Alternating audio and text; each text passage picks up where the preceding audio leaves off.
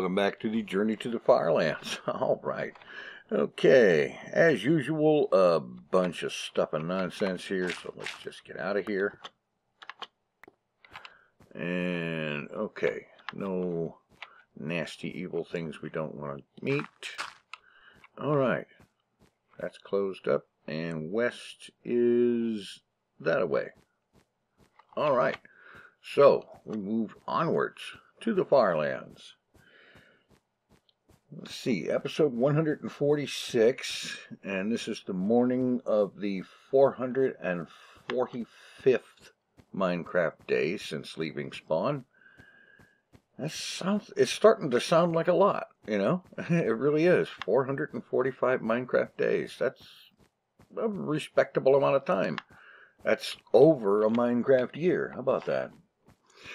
And let's see, the size of the world, 5,362.71 megabytes, as we proceed onward, trudging through the Minecraft snow. But at least it's a clear day, and we don't have any Minecraft rain.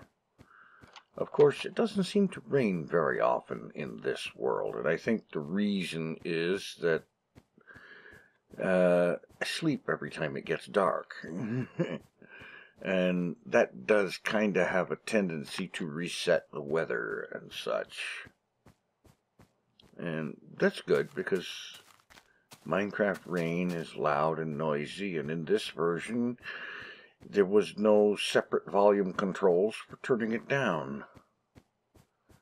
The best I would be able to do is trudge through it myself, and then in editing turn the game audio track volume down to minimize the impact of the rain noise. But fortunately I don't seem to have to deal with rain noise in this world very often. I can't remember when was the last time it rained in this world. Yeah, well, that works for me. Because generally speaking, Minecraft absolutely rains too much. And sometimes when you get into something, taking time to sleep frequently is kind of breaking whatever it is you're working on at the time. And, well, not breaking the thing you're working on, but it breaks your progress on it. And, you know, breaks the stride that you've got going and so on. And, you know, that brings to mind some news that was recent-ish about Minecraft new stuff. Apparently, in an upcoming version, I believe the upcoming 1.13 release, that evidently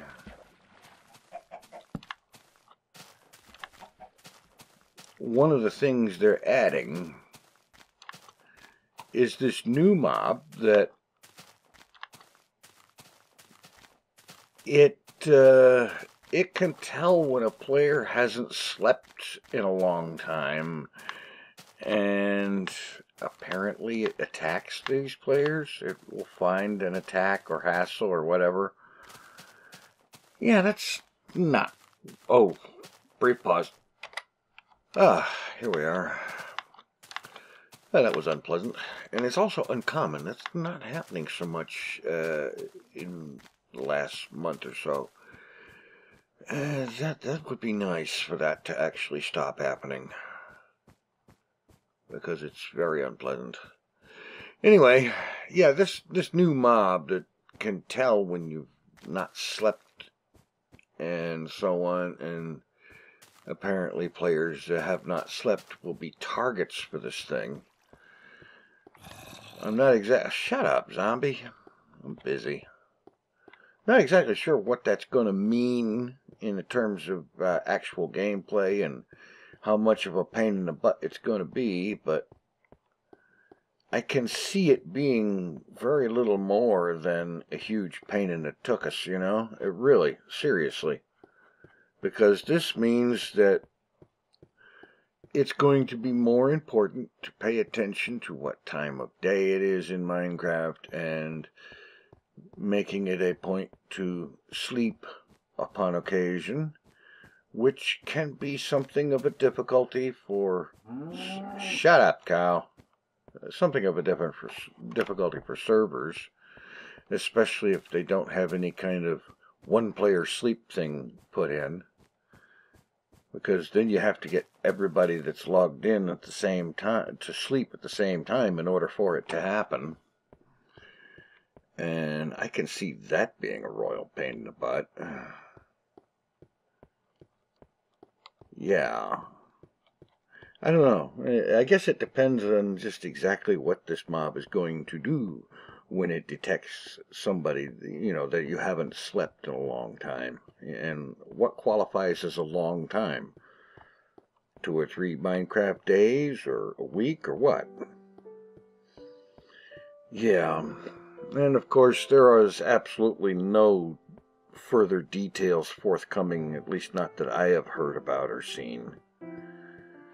Yeah. Because not many people actually are talking about that particular development. Everybody's talking about the other development in that they're including turtles in this update.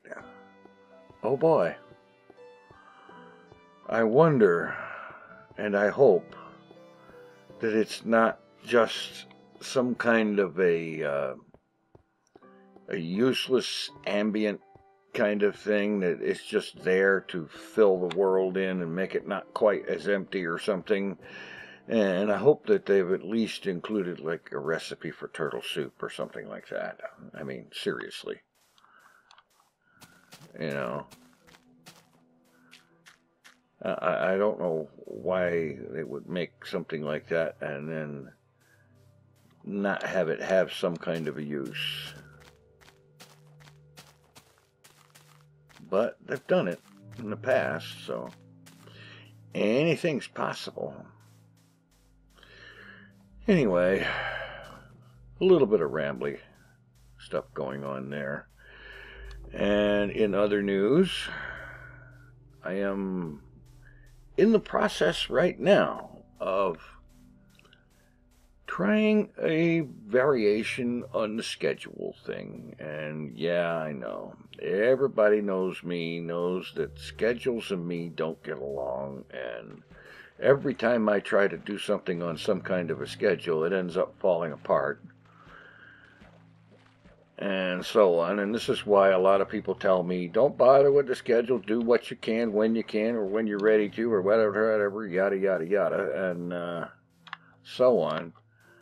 But, and as much as I appreciate that lack of pressure and so on, I do appreciate that very much. Make no mistake about that.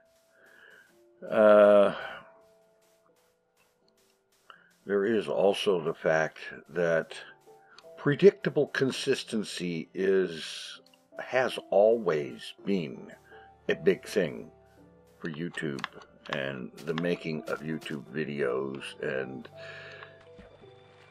any efforts or expectations in the regard of growing channels or what have you. Predictable consistency is important. And this is why schedules end up being a big thing, because it makes that possible. And I have seen examples of people scheduling stuff like, I mean, some folks actually know what videos they're going to make a month ahead of time. They know what videos they're going to do, what each video is going to be about, what day it's going to be released, and so on. And they've got this stuff worked out in a schedule a month and a half ahead of time.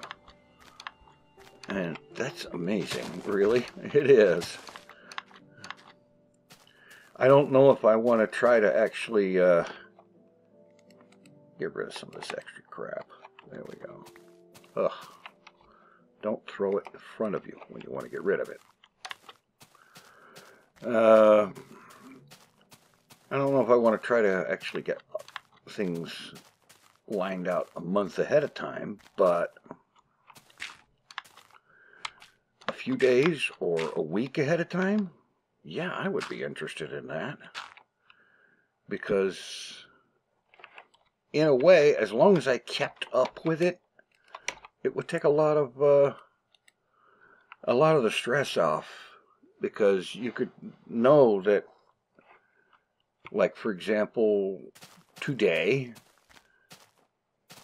for the vlog channel, I'm making this video, and I'm going to be doing a Stationeers video, not actual gameplay so much as kind of a recap of what went on for day one of live streaming that game, because I think that will come out a whole lot better than trying to do anything with captured or downloaded live stream footage, because I've seen it. I've seen that stuff, and the quality is terrible because my streaming bitrate is really, really low, like 500 bits per second. Yeah, 500. As opposed to what most people do at 2500. Yeah.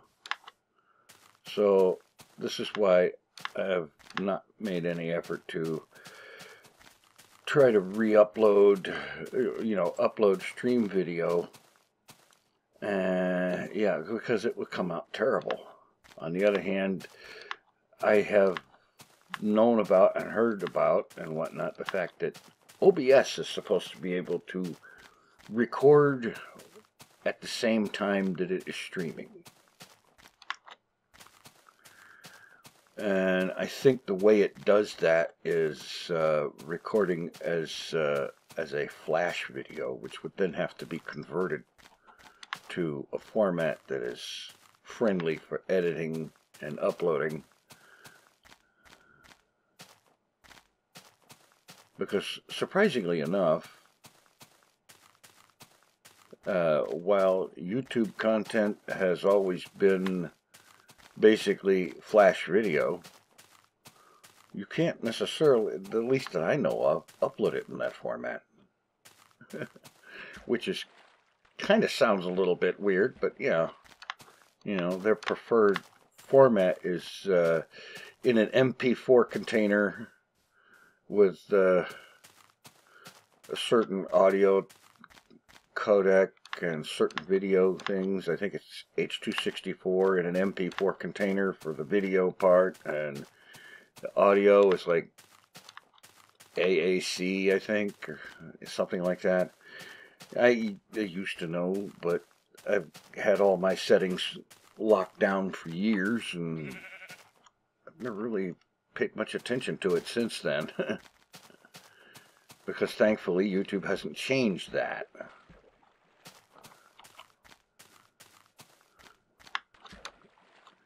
Anyway, I don't know. I may look into trying to see what I can do about recording while streaming, and see if I can find a way to make that look acceptable in some fashion.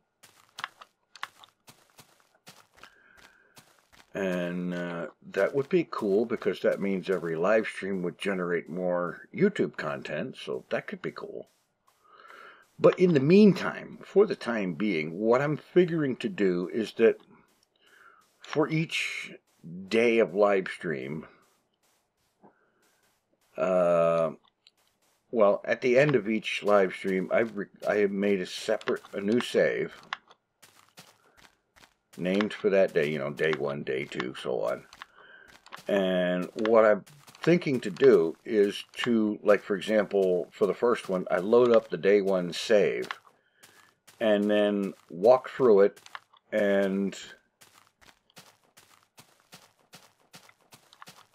sort of recap what happened on that. And with the day one, it would also include a little bit of information about the game and how it works and what the objectives are and so on and so forth, and that looks awesome. Let's see. Turn that off and screenshot. Yeah, that looks great. I like that. Kind of how like it's definitely desert. Just kind of mishmashed in with the rest of the more normal plains and hills terrain. Yeah. And because it's on the ocean here, it doubles as a giant beach. Yeah.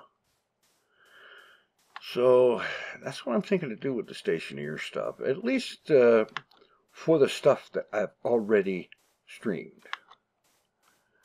And then after that, we'll see. I'll do some testing, like with the next time I stream, to see if I can manage to record at the same time and have it in some kind of acceptable quality, and at the same time see if I can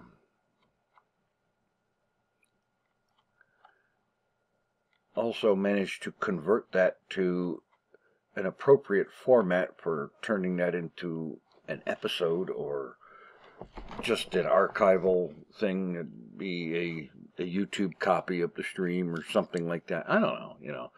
I'll figure it out some way or another. Because there's been several people ask about that, and it probably is a good idea, because that way folks that are not able to watch the stream for whatever of many possible reasons would then be able to see that on YouTube, if not live on Twitch or wherever else. Yeah.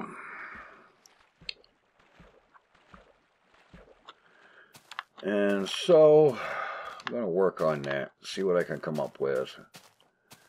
And anyway, I had started this trip down whatever rabbit hole by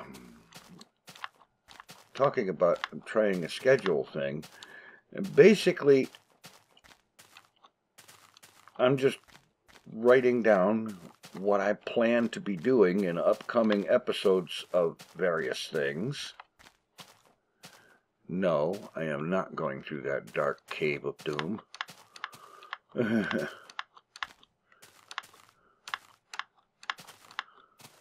Yeah, and, you know, oh, shut up. Here. That shuts you up. And,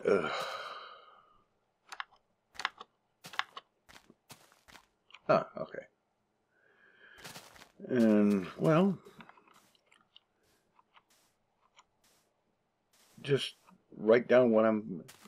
Basically, I'm already planning several episodes ahead in most things.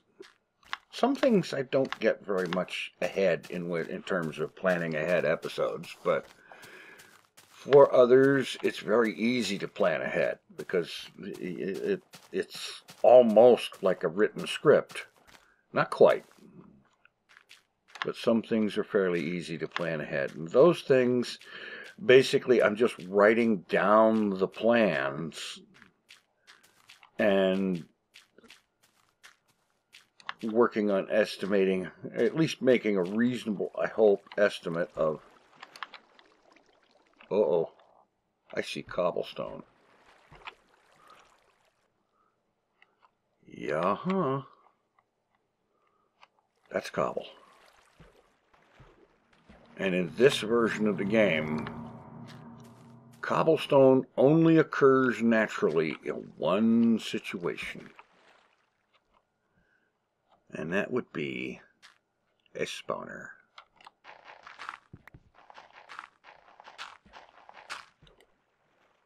Yep, there it is. Come on. Okay. Okay. First thing I need to do is make more torches. There's a reason for that. Alright. For one thing, I'm really low on them anyway. Okay. And for another, torches can be reused to refresh my air supply.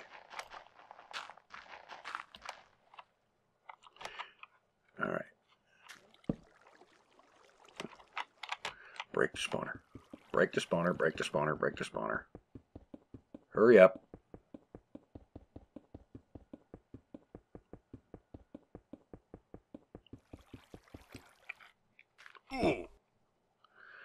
Close. Okay. Iron, some buckets that don't stack and I don't need them. I'll take the bread. I will definitely take the bread and the wheat. And a torch. And now I'm going to eat some of that wheat, or bread. Yeah. And now it becometh night. But with that spawner down there under the water, ain't nothing gonna spawn there. Just the same, I'm gonna make it a point to be more than 16 blocks away from it before I do this.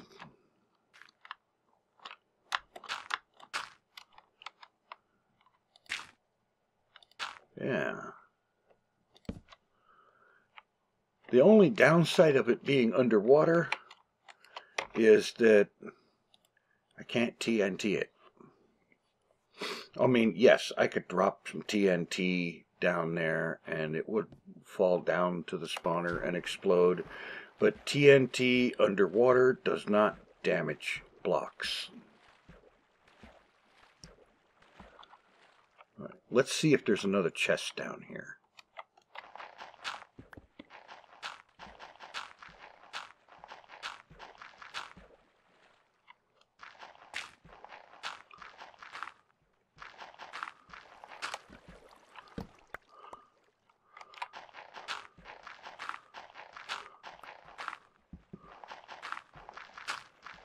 I am not seeing any.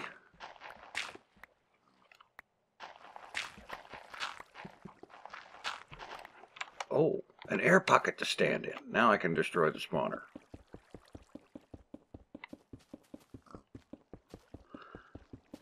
Because that's the one guaranteed way to make it safe.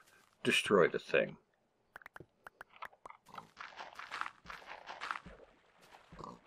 I am guessing this is a one chest spawner.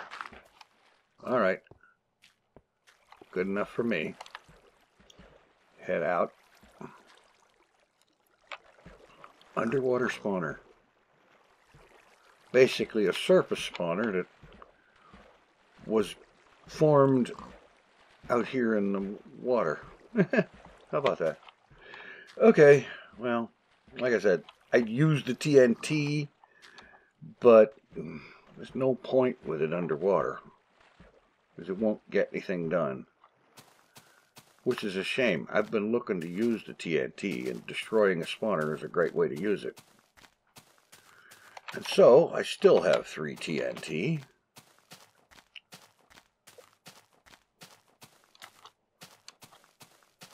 I got some free bread out of it, though, so that's cool. Anyway, proceeding onward. And yeah, I'm into the 3rd day here already. It didn't seem like that long, but then again, frequently it never does. You know, it's like I start and I'm wondering, okay, am I going to be able to talk enough to cover the entire episode? And inevitably, it's a case of it gets to the end and I'm almost caught by surprise. In fact, sometimes I am caught by surprise by, oh, it's the end of the last day already. I got to get a thing together here. And, yeah, that happens a lot, actually. which I guess that means that I am enough of a natural blabbermouth to just be able to keep talking, regardless of what's going on, or take fuel for talking from things that are happening or things that I find, like that spawner. Yeah. And here we have more of this amazing desert beach hills.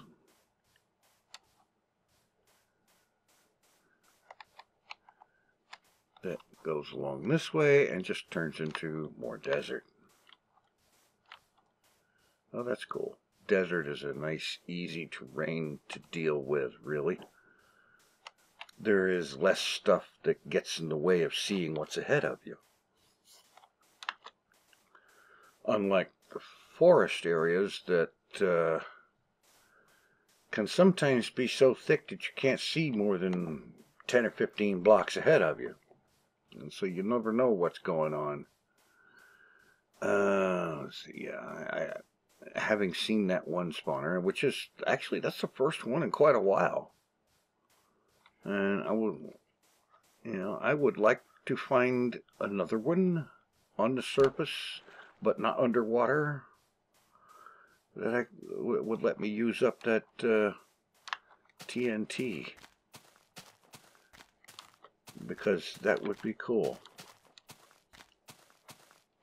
And I would think about doing something like building a TNT cannon, but 3 TNT really isn't enough to justify a TNT cannon, because you'd have to use 2 of them to launch the one for the charge and 2 of them to launch one for the projectile, and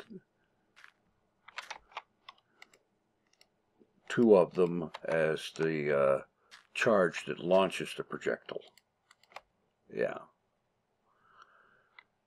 And that doesn't sound like it would be all that really fantastic. I don't know. It might be worth trying to do anyway. As long as there is some place. Well, actually, with only 2 charge pieces, it's not going to go super far.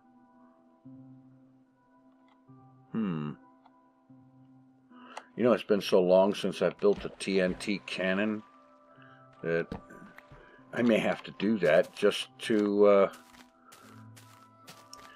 see if I can remember how to do it right. And like I said, it's been a long time. I don't think I've actually built a classic TNT cannon since, well, sometime back in beta. Back when beta Minecraft was the only Minecraft.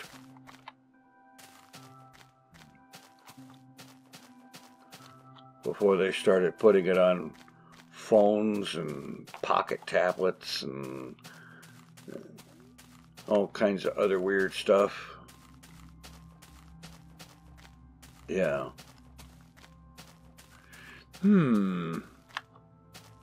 Okay, let's try this. Partly because I want to get the stuff out of my inventory, and also partly because I want to see if I can remember how to do it right. Let's see.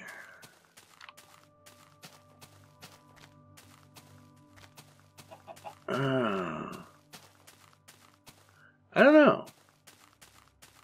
I mean, I think I know how to take care of it, but every way that I've ever seen requires using some redstone, and that's a long way down. Not sure. Let's see.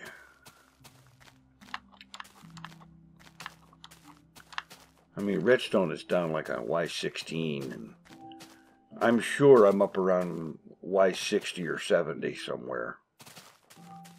This sea level was like Y63.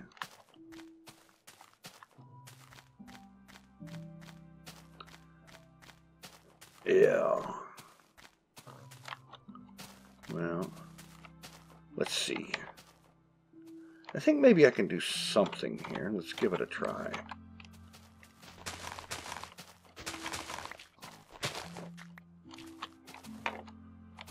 Alright, and we'll need a block there. And I'll want a lever. At least one. And we'll just pop it right there. Okay, I've got water, so we'll just put that here. Actually, let's give it another lever.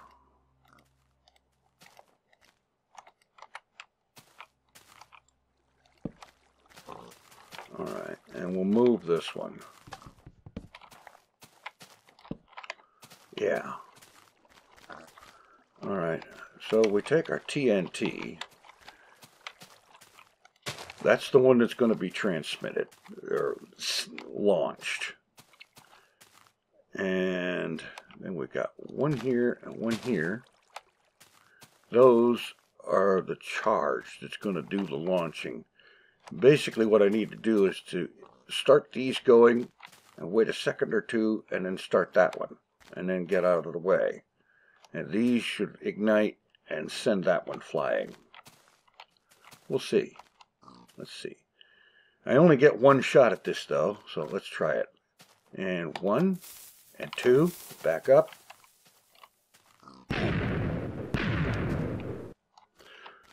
Well, it goes to show you what I remember about TNT cannons.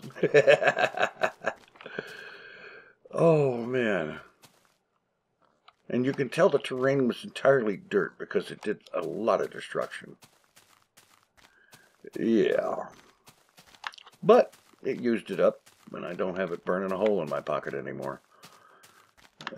Figuratively speaking. Okay. And now, literally speaking, it's time to dig a hidey hole. And I just tried to sprint again. Ugh. Alright. Right here.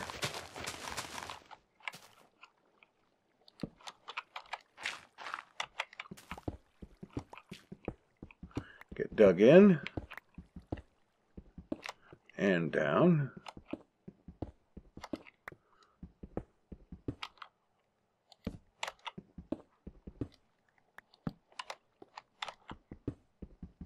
Whoops. And now we make another pickaxe after I close the door, so to speak. Alright.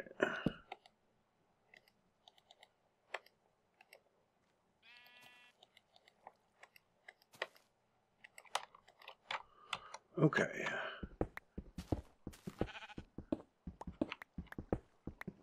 Get this cleared out.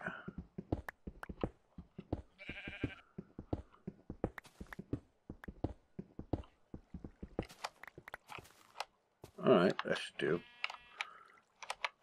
Get the bed down here. Make some more of them. And some more boats.